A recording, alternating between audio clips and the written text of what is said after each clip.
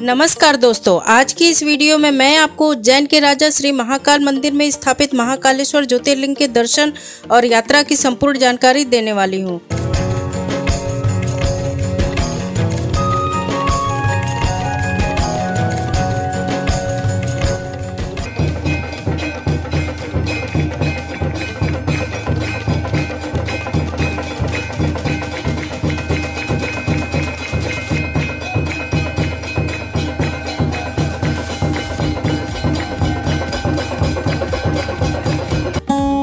अगर आप भी भगवान शिव के इस अलौकिक ज्योतिर्लिंग के दर्शन की प्लानिंग बना रहे हैं तो ये वीडियो आपके लिए बहुत ही ज़्यादा हेल्पफुल होगी। इस वीडियो में मैं आपको बताऊंगी कि आप यहां पर कैसे पहुंच सकते हो, आपको कहां पर स्टे करना चाहिए, मंदिर में दर्शन करने का सही तरीका क्या होगा, यहां पर आप और कौन कौन से प्रमुख मंदिरों में दर्शन ज़रूर करें, यहाँ पर खाने पीने की क्या फैसिलिटी है और भी बहुत कुछ।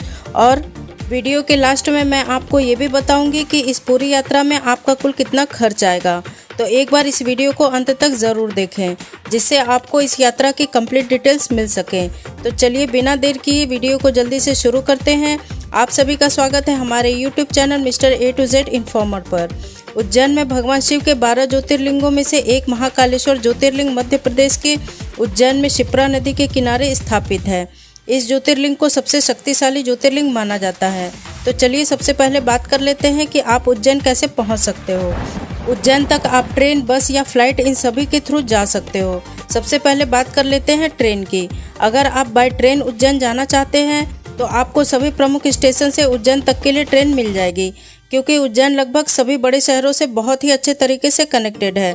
ट्रेन का सफ़र सबसे अच्छा और सस्ता माना जाता है। उज्जैन रेलवे स्टेशन से महाकालेश्वर मंदिर की दूरी मात्र 2 किलोमीटर की है। रेलवे स्टेशन के बाहर से ही आपको शेयरिंग ऑटो और ई रिक्शा मिल जाएगा। मात्र 20 रुपये पर पर्सन के हिसाब से किराया देकर आप लगभग 10 से 15 मिनट में आराम से मंदिर तक पहुँच जाओगे। वहीं अगर आप ई रिक्शा बुक करके जाना चाहते हो तो 50 से 60 रुपये पे करके आप मंदिर के पास तक आराम से पहुंच जाओगे। वहीं दोस्तों बात करते हैं बस की। तो अगर आप अपने शहर से बस के थ्रू उज्जैन तक जाना चाहते हो तो रेलवे स्टेशन से कुछ ही दूरी पर बस स्टैंड बना हुआ है। अगर आपके शहर से बस डायरेक्ट उज्जैन तक जाती है तो आप आराम से बस के थ्रू भी उज्जैन जा सकते हो। और बात करूं बाय एयर की तो फ्लाइट के थ्रू भी आप अपनी यात्रा पूरी कर सकते हो। उज्जैन का नियरेस्ट एयरपोर्ट इंदौर में है और इंदौर से उज्जैन की दूरी मात्र 55 किलोमीटर की है। इंदौर तक आप फ्लाइट के थ्रू पहुंच जाओगे। उसके बाद बस या टैक्सी के थ्रू लगभग 1 घंटे की ट्रैवलिंग करके उज्जैन तक पहुंच जाओगे। दोस्तों मैंने यहां पर सभी माध्यम बता दिया है, तो आपके लिए जो बेस्ट ऑप्शन रहेगा उसके थ्रू आप उज्जैन तक जा सकते हो। उज्जैन रेलवे स्टेशन के बाहर से ही ई रिक्शा के थ्रू आप महाकाल मंदिर तक पहुँच जाएंगे। मंदिर के पास में ही आपको बहुत सारे धर्मशाला और होटल मिल जाएंगे। होटल के रेट की बात करूं तो आपको यहां पर 1000 से 1200 रुपये के हिसाब से रूम मिल जाएगा। वहीं बात करूं धर्मशाला की तो यहां पर बहुत से धर्मशाला भी बने हुए हैं जहां आपको 500 से 600 रुपये पर डे के हिसाब से पे करके रूम मिल जाएगा। तो आप अपनी बजट और सुविधा अनुसार यहां पर रुक सकते हैं। दोस्तों रुकने के लिए ये लोकेशन सबसे बेस्ट ऑप्शन रहेगा। तो चलिए एक अच्छा सा रूम लेने के बाद वहाँ पर कुछ देर आराम करेंगे और फिर नहाकर तैयार होने के बाद आप जाओगे मंदिरों में दर्शन करने के लिए। तो सबसे पहले आप जाओगे महाकाल मंदिर में श्री महाकालेश्वर ज्योतिर्लिंग के दर्शन करने के लिए। महाकालेश्वर मंदिर भारत के 12 ज्योतिर्लिंगों में से एक ज्योतिर्लिंग माना जाता है और यही एक इकलौता ज्योतिर्लिंग है जो स्वयंभू होने के साथ साथ दक्षिण मुखी है और जिसकी वजह से इसकी महत्वता और बढ़ जाती है। आप जैसे ही यहाँ गर्भगृह में पहुँचते हैं वहाँ पर आपको साक्षात महाकाल के शिवलिंग के दर्शन होते हैं जो कि काफ़ी भव्य और सुंदर लगते हैं। फिर आप यहाँ पर महाकाल के दर्शन कीजिए और फिर मंदिर के गर्भगृह से बाहर जा सकते हो। ऐसे आप नॉर्मल दर्शन कर सकते हो। वैसे यहाँ पर 250 रुपये का रजिस्ट्रेशन करवा के आप जल्दी से जल्दी दर्शन भी कर सकते हो, जिसमें आपको किसी भी प्रकार की लंबी लाइन में नहीं लगना पड़ेगा और आपको थोड़ा आगे से और महाकाल के दर्शन कराए जाते हैं। और अगर आपको जलाभिषेक और महाकालेश्वर के शिवलिंग को स्पर्श करना है तो आप यहाँ पर 750 रुपये का रजिस्ट्रेशन करवा के जल अभिषेक और महामृत्युंजय जाप कर सकते हैं, जो कि बड़ा गणेश मंदिर के पास बने टिकट काउंटर से फॉर्म मिल जाएगा। तो आप इस प्रकार से भी महाकालेश्वर ज्योतिर्लिंग के VIP दर्शन कर सकते हो। महाकालेश्वर मंदिर में अगर आप निःशुल्क में भस्म आरती में शामिल होना चाहते हो तो भारत माता मंदिर के पास में काउंटर बना हुआ है, वहां आप फॉर्म भरकर भस्म आरती में शामिल हो सकते हो। आप चाहें तो इसकी ऑनलाइन बुकिंग भी करके भस्म आरती में निःशुल्क शामिल हो सकते हो। भस्म आरती का समय सुबह 4 बजे से 6 बजे तक का होता है। आपको बता दूं कि भस्म आरती के लिए मंदिर में रात के 12 बजे से ही लाइन लगनी शुरू हो जाती है। और अगर आप जलाभिषेक करना चाहते हो तो ज्योतिर्लिंग पर जलाभिषेक की टाइमिंग सुबह 8 बजे से लेकर दोपहर के 12 बजे तक का रहता है। लाइन में लगकर दर्शन करने में यहाँ आपको लगभग 40 मिनट का समय लग जाएगा और अगर भीड़ ज़्यादा होती है तो आपको 4 से 5 घंटे का समय भी लग सकता है।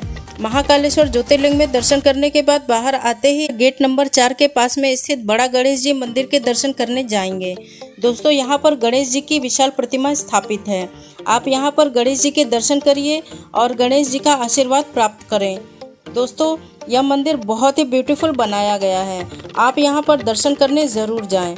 महाकाल मंदिर परिसर में बहुत से देवी देवताओं के भी मंदिर बने हुए हैं। आप आराम से यहाँ पर सभी देवी देवताओं के दर्शन करके फिर आप मंदिर से बाहर आ सकते हो।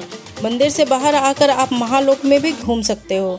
भक्तजनों के लिए बहुत ही सुंदर और विशाल लोक बनाया गया है।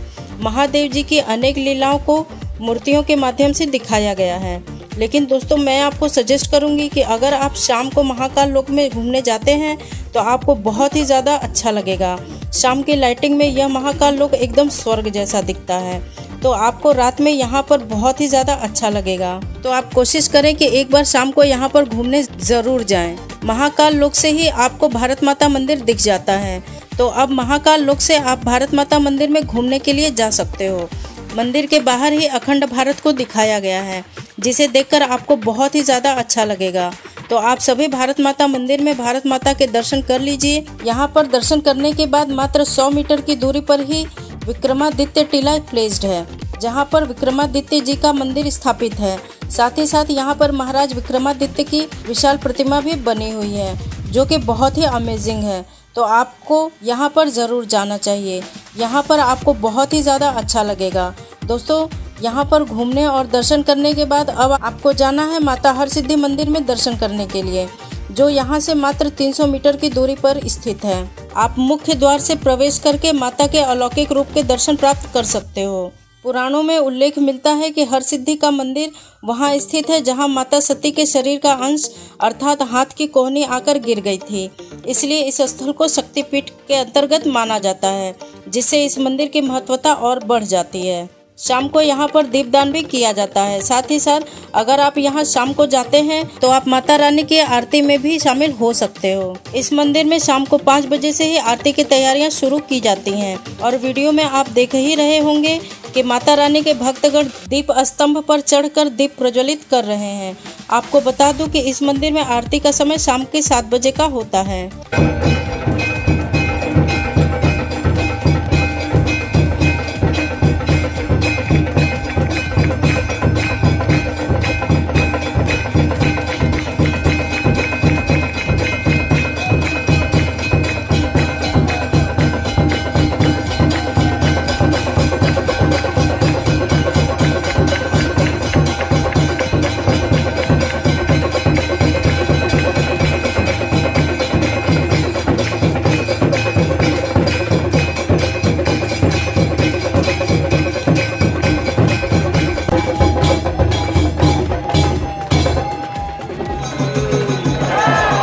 यह बहुत ही दिव्य और अलौकिक मंदिर है। जितने भी लोग महाकाल जी के दर्शन करने आते हैं वह इस मंदिर में दर्शन करने ज़रूर जाते हैं। तो आप भी अपने लिस्ट में इस मंदिर को ज़रूर शामिल करें। आप बिल्कुल भी इस मंदिर को मिस ना करें।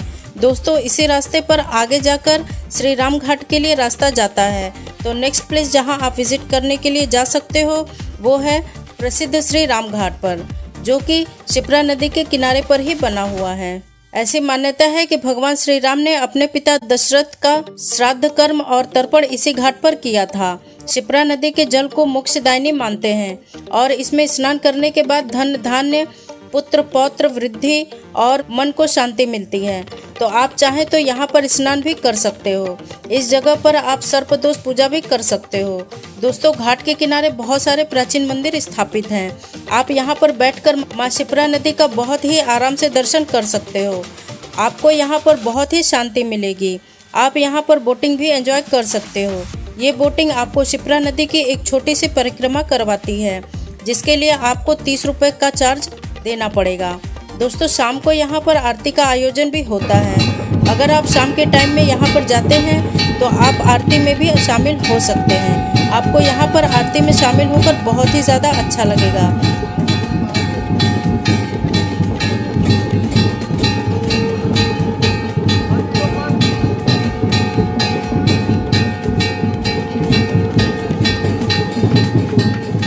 दोस्तों, इन सभी मंदिरों में दर्शन करने के बाद आप अपने रूम पर चले जाएं। उसके बाद कुछ देर आराम करने के बाद आपको उन मंदिरों में जाना है जो आपके रूम से लगभग 7 से 8 किलोमीटर की दूरी पर प्लेस्ड हैं।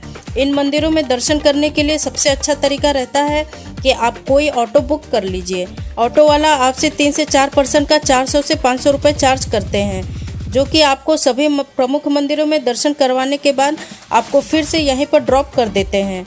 तो सबसे पहले आपको जाना है संदीपनी आश्रम में दर्शन करने के लिए, जो कि महाकालेश्वर मंदिर से लगभग 4 किलोमीटर की दूरी पर प्लेस्ड है। संदीपनी आश्रम भगवान श्री कृष्ण का गुरुकुल है। भगवान श्री कृष्ण और सुदामा जी ने यहीं पर शिक्षा प्राप्त की थी। इस जगह पर आप श्री कृष्ण द्वारा सीखी गई सभी 64 विद्याओं को बहुत ही अच्छे तरीके से देख सकते हो। इस आश्रम के परिसर में और भी मंदिर स्थापित हैं, जिसमें आप महादेव जी के दर्शन कर सकते हो। और साथ ही साथ यहाँ पर पास में ही एक कुंड बना हुआ है, जहाँ पर आप कुछ देर बैठकर अपना थोड़ा सा टाइम स्पेंड कर सकते हो। यहीं पर श्री कृष्ण जी की पाठशाला भी स्थापित है। साथ ही साथ कुबेर जी का मंदिर भी बना हुआ है। यहाँ पर दर्शन और घूमने के बाद नेक्स्ट प्लेस जहाँ आप विजिट करने जा सकते हो वो है श्री मंगलनाथ मंदिर। ये मंदिर उज्जैन के प्रमुख मंदिरों में से एक है। यह पूरे विश्व में अकेला ऐसा मंदिर है जहाँ मंगलनाथ जी के दर्शन होते हैं। अगर किसी की कुंडली में मांगलिक दोष है तो यहाँ पर एक विशेष पूजा अर्चना करने के बाद आप दोष मुक्त हो सकते हैं, और अगर आप चाहें तो यहाँ पर पूजा अर्चना भी कर सकते हैं। यह मंदिर भगवान शिव को समर्पित है। मत्स्य पुराण के मुताबिक मंगल ग्रह का जन्म यहीं पर हुआ था। इस मंदिर में मंगल ग्रह को भगवान शिव का स्वरूप दिया गया है। ऐसी मान्यता है कि इस मंदिर में की गई 9 ग्रहों की पूजा से विशेष लाभ मिलता है। यहाँ पर भारत ही नहीं बल्कि विदेशों में रहने वाले लोग भी अपनी कुंडली के मंगल दोष के निवारण के लिए यहाँ पर आते हैं। इस मंदिर में दर्शन करने के बाद अब आपको जाना है उज्जैन के कोतवाल काल भैरव में दर्शन करने के लिए। अगर आप उज्जैन की यात्रा पर हो और काल भैरव जी के दर्शन नहीं किए तो उज्जैन की आपकी ये यात्रा अधूरी मानी जाती है। उज्जैन नगरी से 9 किलोमीटर की दूरी पर काल भैरव जी का मंदिर बना हुआ है। श्री महाकाल उज्जैन के राजा हैं तो श्री काल भैरव उनके सेनापति हैं।